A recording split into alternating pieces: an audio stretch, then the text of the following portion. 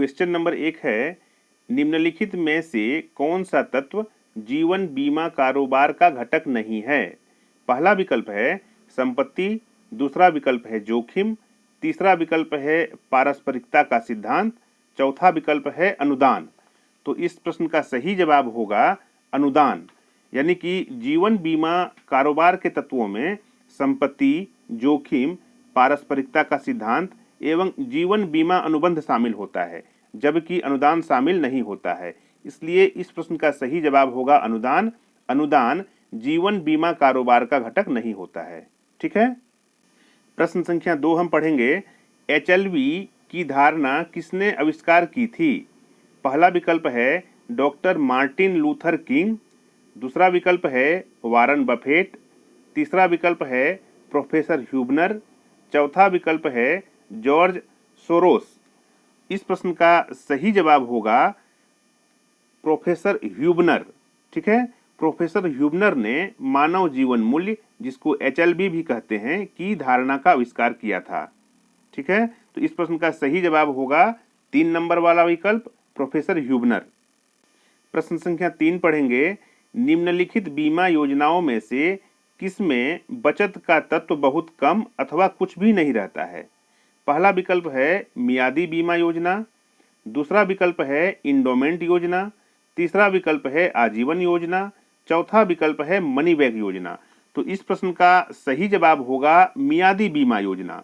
मियादी बीमा योजना में बचत का कोई भी तत्व नहीं होता है, यानी कि सेविंग का कोई भी पार्ट उसमें उपलब्ध नहीं होता है मियादी बीमा योजना में। इसको हम टर्म इंश्योरेंस या अवधि बीमा भी कह सकते हैं। तो इस प्रश्न का सही जवाब होगा 1 नंबर वाला विकल्प मियादी बीमा योजना। प्रश्न संख्या 4 है, निम्नलिखित में से किस विकल्प को संपत्ति नहीं कहा जा सकता है? पहला विकल्प है कार, दूसरा विकल्प है मानव जीवन, तीसरा विकल्प है वायु, चौथा विकल्प है घर। तो मित्रों इस प्रश्न का सही जवाब होगा वायु। हवा को संपत्ति के रूप में वर्गीकृत नहीं किया जा सकता है, यानी कि 3 नंबर का विकल्प वायु इस प्रश्न का सही उत्तर होगा।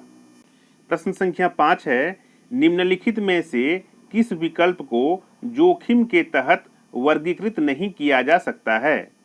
पहला विकल्प है बहुत कम आयु में मर जाना, दूसरा विकल्प है बहुत शीघ्र मर जाना, तीसरा विकल्प है प्राकृतिक टूट फूट, चौथा विकल्प है विकलांगता सहित जीवित रहना। इस प्रश्न का सही उत्तर होगा प्राकृतिक टूट फूट। तो प्राकृतिक टूट फूट एक तथ्य होता है, इसको याद रखिएगा, यह जोखिम का तत्व नहीं होता है। ठीक है। तो इस प्रश्न का सही जवाब होगा प्राकृतिक टूट फूट। क्वेश्चन प्रश्न संख्या 6, निम्नलिखित में से कौन सा कथन सही है?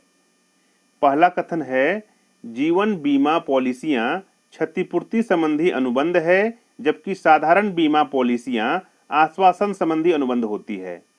दूसरा विकल्प है जीवन बीमा पॉलिसियां आश्वासन संबंधी अनुबंध होती है, जबकि साधारण बीमा पॉलिसियां क्षतिपूर्ति संबंधी अनुबंध है। तीसरा विकल्प है साधारण बीमा के मामले में जिस जोखिम घटना को सुरक्षा प्रदान की जाती है वह निश्चित रूप से घटती है। चौथा विकल्प है साधारण बीमा के मामले में जोखिम घटना घटने की निश्चितता समय के साथ बढ़ती जाती है। तो मित्रों इस प्रश्न का सही जवाब होगा 2 नंबर वाला विकल्प जीवन बीमा पॉलिसियां आश्वासन संबंधी अनुबंध होती है, जबकि साधारण बीमा पॉलिसियां क्षतिपूर्ति संबंधी अनुबंध होती है। इस सेंटेंस को आप याद रखिएगा। आपको इस तरह का कहीं भी कोई प्रश्न मिले तो आप इसको आसानी से बना सकते हैं। ठीक है। तो 2 नंबर वाला विकल्प इस प्रश्न का सही जवाब होगा। प्रश्न संख्या 7, निम्नलिखित में से वह कौन सी पारंपरिक विधि है जो किसी व्यक्ति को कितने बीमे की आवश्यकता का निर्णय लेने में मदद करती है? पहला विकल्प है मानव आर्थिक मूल्य, दूसरा विकल्प है जीवन मियादी प्रस्ताव, तीसरा विकल्प है मानव जीवन मूल्य, चौथा विकल्प है भावी जीवन मूल्य। मित्रों इस प्रश्न का सही जवाब होगा मानव जीवन मूल्य। जी हाँ, मानव जीवन मूल्य पद्धति के जरिए किसी व्यक्ति के लिए आवश्यक बीमा की राशि की गणना की जाती है। तो इस प्रश्न का सही जवाब मानव जीवन मूल्य यानी कि 3 नंबर वाला विकल्प होगा। इसको आप याद रखिएगा। प्रश्न संख्या 8, निम्नलिखित में से कौन सा विकल्प इस तथ्य का सटीक स्पष्टीकरण प्रदान करता है कि जीवन बीमा हेतु वृद्ध व्यक्तियों की तुलना में युवा लोगों से कम प्रीमियम प्रभारित किया जाता है? पहला विकल्प है अधिकांश युवा लोग आश्रित होते हैं। दूसरा विकल्प है वृद्ध व्यक्ति में अधिक भुगतान की क्षमता होती है। तीसरा विकल्प है मृत्यु दर आयु से जुड़ी होती है। चौथा विकल्प है मृत्यु दर आयु से उल्टी होती है। इस प्रश्न का सही जवाब होगा 3 नंबर वाला विकल्प, मृत्यु दर आयु से जुड़ी हुई होती है। यानी कि मृत्यु दर आयु से जुड़ी हुई रहती है, अतः वृद्ध लोगों की तुलना में कम आयु के लोगों जिनकी मृत्यु की संभावना कम होती है से कम प्रीमियम लिया जाता है। ठीक है, अब चलिए अगला प्रश्न 9 नंबर की ओर हम लोग रुख करते हैं। प्रश्न संख्या 9 है, निम्नलिखित में से कौन सा विकल्प नकदी मूल्य बीमा संविदा द्वारा दिए जाने वाला लाभ नहीं है? पहला विकल्प है सुरक्षित एवं संरक्षित निवेश। दूसरा विकल्प है बचत संबंधी अनुशासन की सीख। तीसरा विकल्प है कम प्रतिफल। चौथा विकल्प है आयकर संबंधी छूट। तो इस प्रश्न का सही जवाब होगा 3 नंबर वाला विकल्प, कम प्रतिफल, यानी कि कम रिटर्निंग। इसको आप इस प्रकार से समझिए, तो कम प्रतिफल नकदी मूल्य बीमा अनुबंध से होने वाली हानियों में से एक है। ठीक है, यानी कि 3 नंबर वाला विकल्प कम प्रतिफल इस प्रश्न का सही जवाब होगा। प्रश्न संख्या 10, निम्नलिखित में से कौन सा विकल्प नकदी मूल्य बीमा अनुबंध द्वारा दिए जाने वाला लाभ है?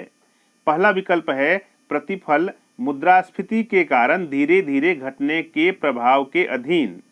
दूसरा विकल्प है प्रारंभिक वर्षों में कम एकत्रित राशि। तीसरा विकल्प है कम प्रतिफल। चौथा विकल्प है सुरक्षित निवेश। इस प्रश्न का सही जवाब होगा सुरक्षित निवेश, यानी कि सुरक्षित निवेश नकदी मूल्य बीमा अनुबंध से होने वाले लाभों में से एक है। ठीक है, प्रश्न संख्या 11 है, वित्तीय बाजारों में विशाखन से जोखिम कैसे कम हो जाता है?